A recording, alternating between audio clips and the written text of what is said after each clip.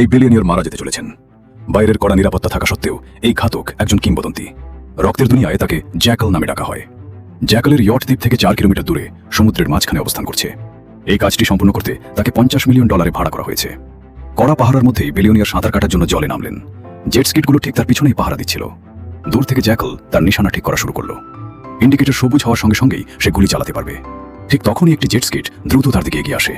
এটি খুব দ্রুত ছিল, কিন্তু একজন মাস্টার মার্কসম্যানের জন্য এটা যথেষ্ট নয়। মাত্র 2টি গুলিতেই সে বাধা সরিয়ে দেয়।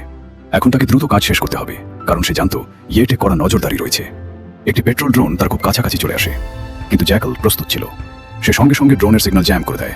ড্রোন নিয়ন্ত্রণ হারিয়ে সরাসরি সমুদ্রে পড়ে যায়। কিন্তু এখন তার অবস্থান সবার জানা হয়ে গেছে। পুরো বোটে হামলার সতর্কতা ছড়িয়ে পড়ে। স্নাইপার রাইফেল, কোড রেড, বোটে একজন স্নাইপার আছে। সিকিউরিটি টিম আতঙ্কিত হয়ে পড়ে, কিন্তু জ্যাকল ছিল সম্পূর্ণ শান্ত। সিকিউরিটি প্রধান দ্রুত বিলিয়নিয়ারকে পানির নিচের নিরাপদ পথে সরিয়ে নিতে থাকে। বিলিয়নিয়ার এখনো বুঝতেই পারছে না আসলে কি ঘটছে। যেই মুহূর্তে জ্যাকল আবার নিশানা লক করে, বডিগার্ড তাকে পানির মধ্যে ঠেলে ফেলে দেয়। কিন্তু জ্যাকল, সে কখনোই তার শিকারকে এত সহজে পালাতে দেয় না।